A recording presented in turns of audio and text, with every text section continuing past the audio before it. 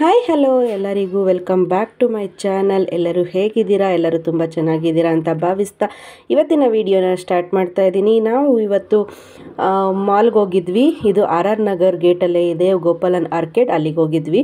ನನ್ನ ಮಗನಿಗೆ Christmas holiday ಇರೋದ್ರಿಂದ ಅವನು ಹೋಗೋಣ ಅಂತ ತುಂಬ ಫೋರ್ಸ್ ಮಾಡ್ತಿದ್ದ. ಸೊ ಅದಕ್ಕೋಸ್ಕರ ಹೋಗಿದ್ದೀವಿ. ಅಲ್ಲಿ ಇದೊಂದು ಡೆಕೋರೇಷನ್ ಮಾಡಿದರು. ಸೊ ಅದೊಂದು ಗ್ಲಿಮ್ಸ್ ತಗೊಂಡು ಇಲ್ಲೇನು ಪರ್ಚೇಸಿಂಗ್ ಏನು ಬಂದಿರಲಿಲ್ಲ, ಬಂದಿದ್ದೆ ಅವನೊಬ್ಬನಿಗೋಸ್ಕರನೇ. ಅವನು ಇಲ್ಲಿ ಮಾಲಲ್ಲಿ ಸ್ವಲ್ಪ ಆಟ ಎಲ್ಲ ಆಡಬೇಕು ಅಂತ ಇಷ್ಟಪಡ್ತಾ ಇದ್ದ. ಸೊ ಇಲ್ಲಿ 3rd ಫ್ಲೋರಲ್ಲಿ ಕಿಡ್ಸ್ ಝೋನ್ ಇದೆ. ಸೊ ಅಲ್ಲಿಗೆ ಹೋಗ್ತಾ ಇದ್ದೀವಿ. ಅಲ್ಲಿ ಫ್ಲೋರ್ ಫುಲ್ಲು ಬರೀ ಮಕ್ಕಳಿಗೆ ಆಟ ಆಡೋದೇ ಇರೋದು. ಹಾಗೆ ಒಂದು ಫುಡ್ ಕೋರ್ಟ್ ಕೂಡ ಇದೆ.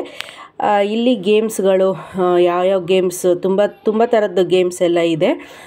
ಬಟ್ ನಾವು ಒಂದು ಕಡೆ ಕಾರ್ಡ್ ತಗೊಂಡಿದ್ದೀವಿ, ಅದು ರೀಚಾರ್ಜ್ ಮಾಡಿಸ್ಕೊಂಡು ಯಾವಾಗಲೂ ಅಲ್ಲಿ ಆಡೋದಕ್ಕೆ ಹೋಗೋದು. ಸೊ ಇಲ್ಲೆಲ್ಲ ಏನೂ ಆಟ ಆಡಿಸ್ಲಿಲ್ಲ ಅವನಿಗೆ. ಡೈರೆಕ್ಟ್ ನಾವು ರೆಗ್ಯುಲರಾಗಿ ಎಲ್ಲಿ ಹೋಗ್ತೀವಿ ಅಲ್ಲೇ ಕರ್ಕೊಂಡು ಹೋದ್ವಿ. ಇಲ್ಲೂ ಕೂಡ ತುಂಬಾ ಗೇಮ್ಸ್ಗಳಿದ್ದಾವೆ. ಅವನು ಇದಾಡ್ತೀನಿ ಅಂತ ಹೇಳ್ತಾನೆ ಇರ್ತಾನೆ. ಮಕ್ಕಳು ಗೊತ್ತಲ್ವ, ಯಾವುದು ಎಷ್ಟೇ ಆಡಿಸಿದ್ರು ಮತ್ತೆ ನಾವು ಇದಾಡಬೇಕು ಅಂತ ಹೇಳ್ತಾರೆ. ಏನೋ ಒಂದು ಗಿಮಿಕ್ಸ್ ಮಾಡಿ ಅವ್ರನ್ನ ಸ್ವಲ್ಪ ಡೈವರ್ಟ್ ಮಾಡಿ ಕರ್ಕೊಂಡು ಹೋಗ್ತಾ ಇರಬೇಕು. ಸೊ ಇದು ಫುಡ್ ಕೋರ್ಟ್ ಇದೆ. ಈ ಫ್ಲೋರಲ್ಲೂ ಕೂಡ ಒಂದು ಫುಡ್ ಕೋರ್ಟ್ ಇದೆ.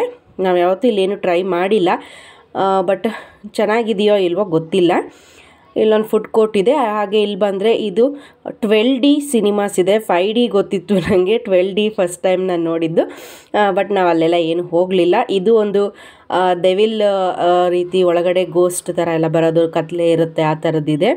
ಸ್ಕೇರಿ ಹೌಸ್ ಥರ. ನಾವು ಯಾವಾಗಲೂ ಬರೋದು ಇಲ್ಲಿಗೆ ಮಾತ್ರನೇ. ಇಲ್ಲಿ ಆಟ ಆಡಿಕೊಂಡು ಸ್ವಲ್ಪ ಗೇಮ್ಸ್ ಎಲ್ಲ ಅವನಿಗೆ ಆಟ ಆಡಿಸ್ಕೊಂಡು ಕರ್ಕೊಂಡು ಹೋಗ್ತೀವಿ. ಇಲ್ಲಿ ನಮಗೆ ಆಫರ್ ಅಂತ ಏನಲ್ಲ, ಅದು ಪ್ಯಾಕೇಜಿಂಗ್ ರೀತಿಲಿರುತ್ತೆ. ನಮಗೊಂದು ಕಾರ್ಡ್ ಕೊಟ್ಟಿರ್ತಾರೆ, ಅದನ್ನು ರೀಚಾರ್ಜ್ ಮಾಡ್ಕೊಳ್ಳೋ ಅಂಥದ್ದು. 500 ರುಪೀಸ್ಗೆ 4 ಗೇಮ್ಸ್ ಇರುತ್ತೆ. ನಾವು ಅದರಲ್ಲಿ 2 ಗೇಮ್ ಅಥವಾ 1 ಗೇಮ್ ಆಡಿಕೊಂಡು ಇನ್ನೂ ಒಂದು 3 ಗೇಮೋ ಅಥವಾ 2 ಗೇಮೋ 1 ಗೇಮೋ ಏನಾದರೂ ರಿಮೈನಿಂಗ್ ಇಟ್ಕೊಂಡಿದ್ರೆ ಅದನ್ನು 1 ಇಯರ್ ಒಳಗಡೆ ನಾವು ಯಾವತ್ತು ಬೇಕಾದ್ರೂ ಹೋಗಿ ಆಡ್ಬೋದು. ಆ ರೀತಿ ಇರುತ್ತೆ. 500, 1000ಗೆ 10 ಗೇಮ್ಸ್, 2000ಗೆ 20 ಗೇಮ್ಸ್, ಈ ರೀತಿ ಇರುತ್ತೆ. ಮೇ ಬಿ ಇಲ್ಲಿರೋ ಫ್ಲೋರಲ್ಲಿ ಎಲ್ಲ ಗೇಮ್ ಝೋನಲ್ಲೂ ಕೂಡ ಅದೊಂದು ಆಫರ್ ಇದೆ ಅಂತ ಅಂದ್ಕೊತೀನಿ, ನಮ್ಗೆ ಗೊತ್ತಿಲ್ಲ. ಬಟ್ ನಾವು ಇಲ್ಲಿ ಇದೊಂದು ಗೇಮ್ ಇದಕ್ಕೆ ನಾವು ಯಾವಾಗಲೂ ಬರೋ ಅಂಥದ್ದು. ಇಲ್ಲಿ ಕ್ರಿಕೆಟು ಮತ್ತು ಈ ರೀತಿ 3D ಇದಕ್ಕೇನಂತಾರೆ, ಕ್ಯಾಮ್ರಾದ ಒಳಗೆ ಹಾಕ್ಬಿಟ್ಟು ಅಲ್ಲಿ ಗೇಮ್ ಆಡೋ ಅಂಥದ್ದು. ಅಲ್ಲಿ ಒಳಗಡೆಯಿಂದ ಪಿಕ್ಚರ್ ಕಾಣಿಸ್ತಾ ಇರುತ್ತೆ. ಇಲ್ಲಿ ಕಾರ್ ಡ್ರೈವಿಂಗ್ ಮಾಡೋ ಅಂಥದ್ದು, ಈ ರೀತಿದೆಲ್ಲ ಇದೆ. ಶೂಟಿಂಗ್ ಇದೆ.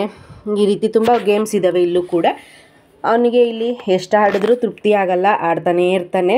ನಾವು ಅದು ಇದು ಅಂತ ಹೇಳಿಕೊಂಡು ಬೇಗ ಕರ್ಕೊಂಡು ಬರಬೇಕು. ಇನ್ನೇನಾದ್ರು ಕೊಡಿಸ್ತೀವಿ, ಇನ್ನೇನಾದ್ರು ಶಾಪಿಂಗ್ ಮಾಡೋಣ ಅಂತ ಹೇಳಿ ಕರ್ಕೊಂಡು ಬರಬೇಕು. ಎಲ್ಲ ಮಕ್ಕಳು ಈ ಏಜಲ್ಲಿ ಇದೇ ರೀತಿ ಅಂತ ಅಂದ್ಕೊತೀನಿ. ಎಲ್ಲ ಗೇಮ್ಸ್ಗಳು ಅಥವಾ ಏನು ಕಾಣಿಸ್ತೋ ಅದೆಲ್ಲನೂ ಬೇಕು, ಇನ್ನೂ ಆಡಬೇಕು ಅನ್ನೋ ರೀತಿಲೇ ಇರ್ತಾರೆ. ಇಲ್ಲಿ ಅವನಿಗೆ ಎಸ್ಪೆಷಲಿ ತುಂಬಾ ಇಷ್ಟ ಆಗೋದು ಅಂತ ಅಂದರೆ ಕ್ರಿಕೆಟ್. ಆ ಕ್ರಿಕೆಟ್ಗೋಸ್ಕರನೇ ಅವನು ಇಲ್ಲಿ ಈ ಗೇಮ್ ಝೋನ್ನ ಅವನು ಚೂಸ್ ಮಾಡಿಕೊಂಡ. ನಂಗೆ ತುಂಬ ಇಷ್ಟ ಇಲ್ಲಿ ಕ್ರಿಕೆಟ್ ಆಡೋ ಅಂಥದ್ದು. ಸೊ ಇಲ್ಲಿ ನೆಕ್ಸ್ಟ್ ಅವನು ಶೂಟಿಂಗ್ ಆಡ್ತಾ ಇದ್ದಾನೆ. ಆಗಲೇ ಹೇಳ್ದಾಗೆ ನಾವು ಆಫರ್ ತೊಗೊಂಡಿರ್ತೀವಲ್ವ, ಅದರಲ್ಲಿ ನಾವು ಯಾವ ಗೇಮ್ ಬೇಕಾದ್ರೂ ಸೆಲೆಕ್ಟ್ ಮಾಡಿಕೊಂಡು ಯಾವ ಗೇಮ್ ಬೇಕಾದ್ರೂ ನಾವು ಆಡ್ಬೋದು. ನಾವು ಎಲ್ಲ ಗೇಮ್ನೂ ಅವತ್ತಿನ ದಿನವೇ ಆಡ್ತೀವಿ ಅಂದರೂ ಕೂಡ ಆಡ್ಕೊಬೋದು. ಇಲ್ಲ ನಾವು ರಿಮೈನಿಂಗ್ ಇಟ್ಕೊಂಡು ನಾವು ನೆಕ್ಸ್ಟ್ ಇನ್ಯಾವಾಗ್ಲಾದ್ರು ಬಂದಾಗ ಆಡ್ತೀವಿ ಅಂದರೂ ಕೂಡ ಆಡ್ಬೋದು. ಬಟ್ ಅದರ ವ್ಯಾಲಿಡಿಟಿ ಬಂದು 1 ಇಯರ್ ಇರುತ್ತೆ. ನಾವು ಇವತ್ತು ಯಾವ ಡೇಟಿಗೆ ತೊಗೊಂಡಿರ್ತೀವಿ ಅದರಿಂದ 1 ಇಯರ್ ವ್ಯಾಲಿಡಿಟಿ ಇರುತ್ತೆ. ಅಷ್ಟರೊಳಗಡೆ ನಾವು ಬಂದು ಆಡ್ಕೋಬೇಕು. ಅವರೇ ಒಂದು ಕಾರ್ಡ್ ಕೂಡ ಕೊಟ್ಟಿರ್ತಾರೆ, ಅದನ್ನು ರೀಚಾರ್ಜ್ ಕೂಡ ಮಾಡಿಕೊಡ್ತಾರೆ. ಸೊ ಇಲ್ಲಿ ಕ್ರಿಕೆಟ್ ನಾನು ಆಗಲೇ ಹೇಳಿದೆ ಅಲ್ವಾ, ಅವನಿಗೆ ಇದೊಂದು ಗೇಮ್ ತುಂಬಾ ಫೇವ್ರೇಟ್. ಅದೆಲ್ಲ ಅವನು ಆಡ್ತಾನೆ, ಬಟ್ ಇದನ್ನು ತುಂಬಾ ಇಷ್ಟಪಟ್ಟು ಆಡ್ತಾನೆ. ಅಲ್ಲಿ ಒಳಗಡೆಯಿಂದ ಬಾಲ್ ಹಾಕ್ತಾರೆ, ಇಲ್ಲಿ ಬ್ಯಾಟಿಂಗ್ ಮಾಡೋ ಅಂಥದ್ದು. ಬಟ್ ತುಂಬ ಫೋರ್ಸಾಗಿ ಹಾಕ್ತಾರೆ. ಎಂಥ ಎಕ್ಸ್ಪರ್ಟ್ ಗೇಮರ್ಗೂ ಕೂಡ ಕ್ಲೀನಾಗಿ ಹೊಡೆಯೋದಕ್ಕಾಗೋದಿಲ್ಲ. ಅದೆಲ್ಲ ಅವ್ರದ್ದು ಟ್ರಿಕ್ಸ್ ಇರುತ್ತೆ. ಸೊ ಅದನ್ನು ಮಾಡ್ತಾರೆ. ಬಟ್ ಮಕ್ಕಳು ಹೇಳಿದ್ದು ಕೇಳಲ್ಲ ಅಲ್ವಾ, ಸೊ ಅವ್ರನ್ನ ಆಡಿಸ್ಲೇಬೇಕು. ಸೊ ಇಲ್ಲಿ ಕ್ರಿಕೆಟ್ ಆಡ್ತಾ ಇದ್ದಾನೆ ಇವನು. ಅವನ ಫೇವ್ರೇಟ್ ಗೇಮ್ ಇದು. ಇದೊಂದು ಗೇಮ್ ಇದರಲ್ಲಿ. ಸೊ ಇಲ್ಲಿ ಕ್ರಿಕೆಟ್ ಎಲ್ಲ ಆಗಿ ನಾವೊಂದು 2 ಗೇಮ್ ಅಥವಾ 1 ಗೇಮ್ ಮೇ ಬಿ ಅಂತ ಅನ್ಕೊತೀನಿ. ಅದನ್ನು ಮುಗಿಸ್ಕೊಂಡು ಅದನ್ನು ರಿಮೈನಿಂಗ್ ಇಟ್ಕೊಂಡು ಇಲ್ಲಿ ಬಂದು ಬೌಲಿಂಗ್ ಆಡಲಿಕ್ಕೆ ಅಂತ ಬಂದಿದ್ದೀವಿ. ಇಲ್ಲಿ ಅವರೇ ಶೂ ಕೂಡ ಕೊಡ್ತಾರೆ. ನಮ್ಮ ಶೂ ಸ್ಲಿಪ್ಪರ್ನಲ್ಲೆಲ್ಲ ಆಡೋಕ್ಕಾಗಲ್ಲ, ಗ್ರಿಪ್ ಬೇಕು. ಸೊ ಅದರಿಂದ ಗ್ರಿಪ್ ಇರೋವಂಥ ಶೂನ ಕೊಡ್ತಾರೆ. ಸೊ ಇದೂ ಕೂಡ ಅವನಿಗೆ ತುಂಬಾ ಫೇವ್ರೇಟ್ ಇದು. ಬಟ್ ಬಾಲ್ ತುಂಬ ವೆಯ್ಟ್ ಇರುತ್ತೆ, ಆದರೂ ಅವನು ಆಡಲೇಬೇಕು ಅಂತ ಹೋಗ್ತಾನೆ. 20 ಬಾಲ್ಸ್ ಕೊಡ್ತಾರೆ, 350 ರುಪೀಸ್ ಇದಕ್ಕೆ. ಹಾಗೆ ವಿತ್ ಸ್ನ್ಯಾಕ್ಸ್ ಕೂಡ ಕೊಡ್ತಾರೆ. ನಮಗೆ ಬರ್ಗರ್, ಸ್ಯಾಂಡ್ವಿಚ್ ಯಾವ್ದು ಬೇಕೋ ಆ ಸ್ನ್ಯಾಕ್ಸ್ ಕೂಡ ನಾವು ತೊಗೊಬೋದು. ವಿತ್ ಸ್ನ್ಯಾಕ್ಸ್ 350 ರುಪೀಸ್ ಆಗುತ್ತೆ. ನಾವು ಹೋಗೋ ಮಾಲಲ್ಲಿ, ಬೇರೆ ಕಡೆ ಎಲ್ಲ ಹೇಗಿದೆ ಅಂತ ನನಗೆ ಗೊತ್ತಿಲ್ಲ. 20 ಬಾಲ್ಸ್ ಕೊಡ್ತಾರೆ. ಸೊ ಅವನೊಬ್ಬನೇ ಆಡೋದಕ್ಕಾಗೋದಿಲ್ಲ, ತುಂಬ ವೆಯ್ಟ್ ಇರುತ್ತೆ. ನಾನು ಇದೊಂದು ಗೇಮ್ನ ಆಡ್ತೀನಿ, ನನಗೂ ಕೂಡ ಇಷ್ಟ ಇದು. ಸೊ ಅವನ ಜೊತೆ ನಾನು ಕೂಡ ಈ ಗೇಮ್ ಆಡ್ತೀನಿ.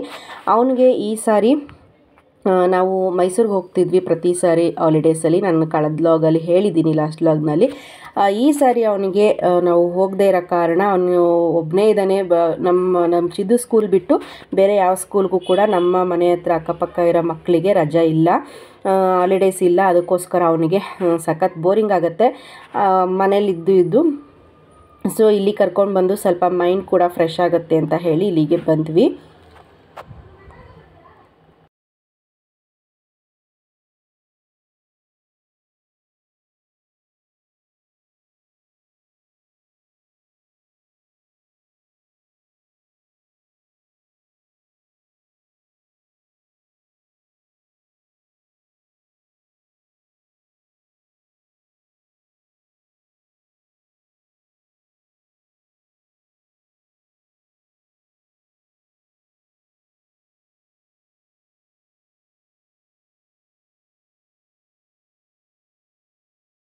ಗೇಮ್ ಎಲ್ಲ ಆಡಿದ್ಮೇಲೆ ಇಲ್ಲಿ ಬೌಲಿಂಗ್ ಝೋನಲ್ಲೂ ಕೂಡ ಗೋ ಬೌಲ್ ಅಂತ ಇದು.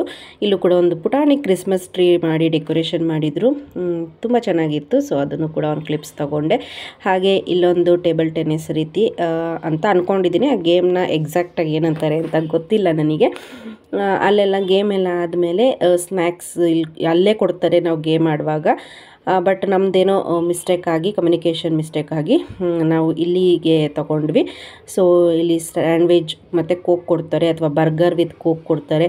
ನಾವೇನು ತೊಗೊತೀವಿ ಅದ್ರ ಜೊತೆ ಒಂದು ಕೋಕ್ ಕೊಡ್ತಾರೆ. ಹಾಗೆ ಇದನ್ನು ನಾವು ಎಕ್ಸ್ಟ್ರಾ ತೊಗೊಂಡಿದ್ದು, ಎಕ್ಸ್ಟ್ರಾ 150 ಅದಕ್ಕೆ. ಸೊ ಹಾಗೆ ಮನೆಗೆ ರಿಟರ್ನ್ ಬಂದು ಸಂಜೆ ಕಾಫಿ ಜೊತೆಗೆ ಸ್ನ್ಯಾಕ್ಸ್ ಮಾಡ್ಕೊಳ್ಳೋಣ ಅಂತ ಹೇಳಿ ಆನಿಯನ್ ಪಕೋಡ ಮಾಡ್ತಾಯಿದ್ದೀನಿ. ಸೊ ಅದರ ರೆಸಿಪಿ ಕೂಡ ಶೇರ್ ಮಾಡ್ಕೊಳ್ಳೋಣ ಅಂತ ಅನ್ನಿಸ್ತು. ಸೊ ಅದಕ್ಕೆ ಶೇರ್ ಮಾಡ್ಕೊಳ್ಳೋಣ ಅಂತ ಹೇಳಿ ಕಂಟಿನ್ಯೂ ಮಾಡಿದ್ದೀನಿ. ಸೊ ಇಲ್ಲಿ ಒಂದು 3ರಿಂದ 4 ಆನಿಯನ್ ತೊಗೊಂಡಿದ್ದೀನಿ ನಾನು. ಅದನ್ನು ಉದ್ದುದ್ದಕ್ಕೆ ಹಚ್ಚಿಟ್ಕೊಂಡು ಒಂದು 10ರಿಂದ 15 ಎಲೆ ಕರಿಬೇವಿನ ಎಲೆಗಳನ್ನ ಹಾಕ್ಕೊತಾ ಇದ್ದೀನಿ. ಹಾಗೆ ಒಂದು 10 ಬೆಳ್ಳುಳ್ಳಿನ ಜಜ್ಜಿ ಹಾಕ್ಕೊತಾ ಇದ್ದೀನಿ, 10 ಎಸಳು. ಸೊ ಇದನ್ನೆಲ್ಲ ಚೆನ್ನಾಗಿ ಕಿವುಂಚಿ ಮಿಕ್ಸ್ ಮಾಡಬೇಕಾಗತ್ತೆ. ಸಾಲ್ಟು ನಿಮ್ಮ ರುಚಿಗೆ ತಕ್ಕಷ್ಟು ಸಾಲ್ಟ್ ಹಾಕ್ಕೊಳ್ಳಿ. ಹಾಗೆ 1 ಸ್ಪೂನಷ್ಟು ಜೀರಿಗೆ ಹಾಕ್ಕೊಳ್ಳೋದ್ರಿಂದ ಎಣ್ಣೆ ಪದಾರ್ಥ ತಿಂತೀವಲ್ವ, ಜೀರ್ಣ ಕೂಡ ಆಗುತ್ತೆ. ಹಾಗೆ 1 ಸ್ಪೂನಷ್ಟು ಅಚ್ಕಾರದ ಪುಡಿ. ಚಳಿ ಇರೋದ್ರಿಂದ ಸ್ವಲ್ಪ ಖಾರ ಜಾಸ್ತಿ ಇದ್ದರೆ ತುಂಬ ಚೆನ್ನಾಗಿ ಅನಿಸುತ್ತೆ ತಿನ್ನೋದಕ್ಕೆ. ಸೊ ಇದನ್ನೆಲ್ಲ ಚೆನ್ನಾಗಿ ಮಿಕ್ಸ್ ಮಾಡ್ಕೋಬೇಕು, ನೀರನ್ನ ಹಾಕ್ಕೋಬಾರ್ದು. ಈರುಳ್ಳಿ ಎಲ್ಲನೂ ಕೂಡ ಫುಲ್ ಚೆನ್ನಾಗಿ ಮಿಕ್ಸ್ ಮಾಡ್ಕೊಬೇಕಾಗತ್ತೆ. ಆ ಈರುಳ್ಳಿ ಉದ್ದುದಕ್ಕಿರೋದೆಲ್ಲ ಹಂಗೆ ಉಡಿ ಮಾಡ್ಕೋಬೇಕು. ಆ ರೀತಿ ಚೆನ್ನಾಗಿ ಮಿಕ್ಸ್ ಮಾಡ್ಕೋಬೇಕು. ಇದಕ್ಕೆ ಬೆಳ್ಳುಳ್ಳಿ ಹಾಕಿರೋದ್ರಿಂದ ಒಂಥರ ಎಕ್ಸ್ಟ್ರಾ ಫ್ಲೇವರ್ಸ್ ಕೊಡುತ್ತೆ, ಎಕ್ಸ್ಟ್ರಾ ಟೇಸ್ಟ್ ಕೊಡುತ್ತೆ. ಇದನ್ನು ನಾವು ಈವ್ನಿಂಗ್ ಸ್ನ್ಯಾಕ್ಸ್, ಕಾಫಿ ಟೀ ಜೊತೆ ಅಥವಾ ಊಟಕ್ಕೆ ಏನಾದ್ರು ಒಂದು ರಸಮ್ ಇತ್ತು, ಬೇಳೆ ಸಾಂಬಾರಿತ್ತು ಅಂದರೆ ಅದಕ್ಕೆ ನಂಚ್ಕೊಳ್ಳೋಕ್ಕೂ ಕೂಡ ತುಂಬಾ ಚೆನ್ನಾಗಿರುತ್ತೆ. ಯಾವಾಗಲೂ ಬಜ್ಜಿ ಬೋಂಡ ಅನ್ನೋದಕ್ಕಿಂತ ಇದು ಸ್ವಲ್ಪ ಡಿಫ್ರೆಂಟಾಗಿ ಚೆನ್ನಾಗಿರುತ್ತೆ ಮತ್ತು ಕ್ವಿಕ್ಕಾಗಿ ಕೂಡ ಆಗುತ್ತೆ, ಬೇಗ ಆಗುತ್ತೆ. ಸೊ ಇದಕ್ಕೆ ಒಂದು 2 ಸ್ಪೂನಷ್ಟು, 2ರಿಂದ 3 ಸ್ಪೂನಷ್ಟು ಕಡಲೆ ಹಿಟ್ಟು ಯೂಸ್ ಮಾಡ್ತಾಯಿದ್ದೀನಿ. ತುಂಬ ಹಾಕಬಾರ್ದು, ತುಂಬ ಹಾಕಿದ್ರೆ ಅದು ಬಜ್ಜಿ ಬೋಂಡ ಥರ ಆಗೋಗುತ್ತೆ. ಒಂದು 2ರಿಂದ 3 ಸ್ಪೂನ್ ಸಾಕಾಗುತ್ತೆ. ಸೊ ಚೆನ್ನಾಗಿ ಅದನ್ನು ಕೂಡ ಮಿಕ್ಸ್ ಮಾಡ್ಕೊಬೇಕಾಗತ್ತೆ. ಫಸ್ಟು ನೀರು ಹಾಕಲೇಬಾರ್ದು. ಹಾಗೆ ಚೆನ್ನಾಗಿ ಹಾಕುವಂಥ ಎಲ್ಲ ಐಟಮ್ಸೂ ಆ ಈರುಳ್ಳಿ ಒಟ್ಟಿಗೆ ಮಿಕ್ಸ್ ಆಗಬೇಕು. ಆ ರೀತಿ ಚೆನ್ನಾಗಿ ಪ್ರತಿಯೊಂದು ಐಟಮ್ಸ್ ಹಾಕ್ದಾಗ್ಲೂ ಚೆನ್ನಾಗಿ ಅದನ್ನು ಕಲಿಸ್ತಾ ಹೋಗಬೇಕಾಗತ್ತೆ. ಆ ಈರುಳ್ಳಿಲೇ ನೀರಿನ ಅಂಶ ಇರೋದ್ರಿಂದ ಅದ್ರ ನೀರೇ ಸಾಕಾಗುತ್ತೆ. ಸೊ ಇವಾಗ 1 ಸ್ಪೂನಷ್ಟು ಅಕ್ಕಿ ಹಿಟ್ಟು ಹಾಕ್ಕೊತಾ ಇದ್ದೀನಿ. ಅದು ಕ್ರಿಸ್ಪಿನೆಸ್ ಕೊಡುತ್ತೆ, ತುಂಬ ಚೆನ್ನಾಗಿರುತ್ತೆ. ಅಕ್ಕಿ ಹಿಟ್ಟು ಹಾಕೋದ್ರಿಂದ ನಾವು ಯಾವುದೇ ಬಜ್ಜಿ ಬೋಂಡ ಏನೇ ಮಾಡಲಿ ಅಕ್ಕಿ ಹಿಟ್ಟು ಹಾಕೋದ್ರಿಂದ ಕ್ರಿಸ್ಪಿನೆಸ್ ಬರುತ್ತೆ. ಅದಕ್ಕೋಸ್ಕರ ಅಕ್ಕಿ ಹಿಟ್ಟು ಹಾಕೋಬೇಕು. ಅಥವಾ ಕಾರ್ನ್ಫ್ಲೋರ್ ಇದ್ರೂ ಕೂಡ ಹಾಕೋಬೋದು, ಕೋಟಿಂಗ್ ಚೆನ್ನಾಗಿ ಕೊಡುತ್ತೆ.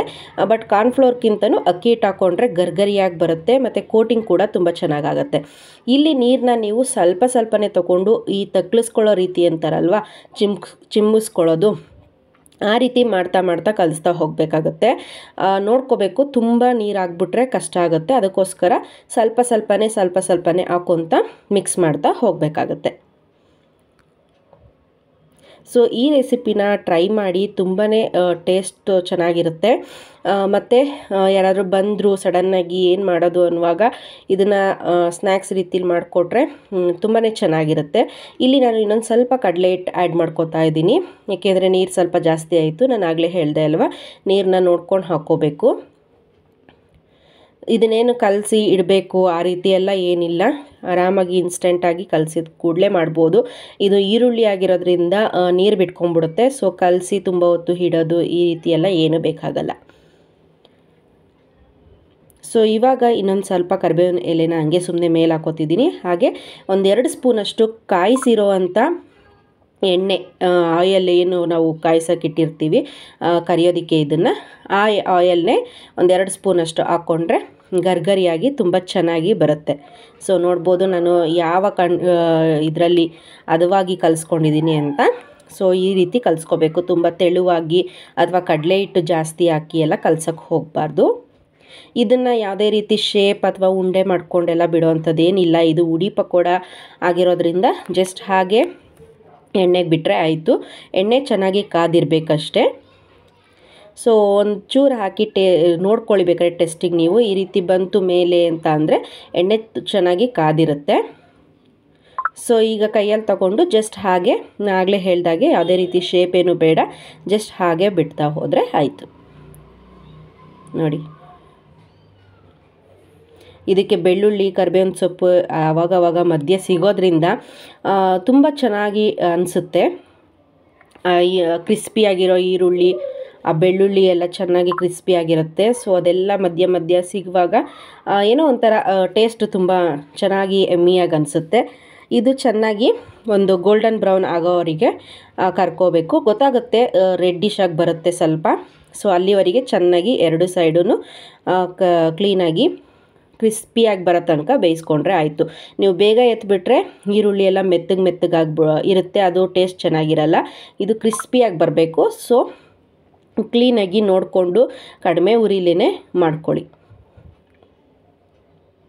ಸೊ ಇದನ್ನು ಯಾರೆಲ್ಲ ಟ್ರೈ ಮಾಡ್ತೀರಾ ಪ್ಲೀಸ್ ಕಮೆಂಟ್ ಮಾಡಿ ಟೇಸ್ಟ್ ಹೇಗಿತ್ತು ಅಂತ ನನಗೆ ತಿಳಿಸಿ. ಹಾಗೆ ತುಂಬ ಜನ ವಿಡಿಯೋನ ನೋಡ್ತೀರಾ ಬಟ್ ಸಬ್ಸ್ಕ್ರೈಬ್ ಮಾಡ್ಕೋತಾ ಇಲ್ಲ. ಪ್ಲೀಸ್ ಸಬ್ಸ್ಕ್ರೈಬ್ ಮಾಡ್ಕೊಳ್ಳಿ. ನೀವು ಸಬ್ಸ್ಕ್ರೈಬ್ ಮಾಡ್ಕೊಳ್ಳೋದ್ರಿಂದ ನನಗೊಂದು ಎಂಕರೇಜ್ಮೆಂಟ್ ಸಿಗ್ದಂಗೆ ಆಗುತ್ತೆ. ಸೊ ಅದಕ್ಕೋಸ್ಕರ ಪ್ಲೀಸ್ ಸಬ್ಸ್ಕ್ರೈಬ್ ಮಾಡ್ಕೊಂಡು ನೋಡಿ, ಇನ್ನೂ ಖುಷಿಯಾಗುತ್ತೆ ನನಗೆ. ಇನ್ನೂ ಒಳ್ಳೊಳ್ಳೆ ವೀಡಿಯೋಸ್ನ ನನ್ನ ಕಡೆಯಿಂದ ನಾನು ಕೊಡೋದಕ್ಕೆ ಟ್ರೈ ಮಾಡ್ತೀನಿ. ಸೊ ನೋಡ್ಬೋದು ಇವಾಗ ಕ್ರಿಸ್ಪಿಯಾಗಿ ಎಷ್ಟು ಚೆನ್ನಾಗಿ ಕಾಣಿಸ್ತಾ ಇದೆ ಅಂತ. ಸೊ ಇದನ್ನು ಒಂದು ಟಿಶ್ಯೂ ಪೇಪರ್ ಇರುವಂಥ ತಟ್ಟೆಗೆ ಶಿಫ್ಟ್ ಮಾಡ್ಕೊಳ್ಳೋಣ. ಸೊ ಇದೇ ರೀತಿ ಎಲ್ಲನೂ ಕೂಡ ಹಾಕ್ಕೊಳ್ಳಿ. ಹಾಗೆ ಕೊನೆಯಲ್ಲಿ ಕರಿಬೇವಿನ ಎಲೆನ ಜಸ್ಟ್ ಹಾಗೆ ಫ್ರೈ ಮಾಡಿಕೊಂಡು ಅದ್ರ ಮೇಲೆ ಹಾಕ್ಕೊಂಡ್ರಿಂದ ತುಂಬಾ ಚೆನ್ನಾಗಿ ಕಾಣಿಸುತ್ತೆ. ನೋಡ್ಬೋದು ಎಷ್ಟು ಎಮ್ಮಿಯಾಗಿ ಕಾಣಿಸ್ತಾ ಇದೆ ಅಂತ. ನಾನೀಗ ಎಡಿಟ್ ಮಾಡ್ತಿದ್ರು ಕೂಡ ಅದು ಬಾಯಲ್ಲಿ ನೀರು ಬರ್ತಾ ಇದೆ ನನಗೆ. ಟೇಸ್ಟ್ ಕೂಡ ಅಷ್ಟೇ ಚೆನ್ನಾಗಿತ್ತು. ಸೊ ಒಂದು ಸಲ ಟ್ರೈ ಮಾಡಿ, ಹಾಗೆ ಸಬ್ಸ್ಕ್ರೈಬ್ ಮಾಡೋದನ್ನ ಮಾತ್ರ ಮರಿಬೇಡಿ. So keep watching. ಸಿಗೋಣ ಮುಂದಿನ ವಿಡಿಯೋದಲ್ಲಿ, ಮತ್ತೊಂದು ಇಂಟ್ರೆಸ್ಟಿಂಗ್ ವಿಡಿಯೋದಲ್ಲಿ ಸಿಗ್ತೀನಿ.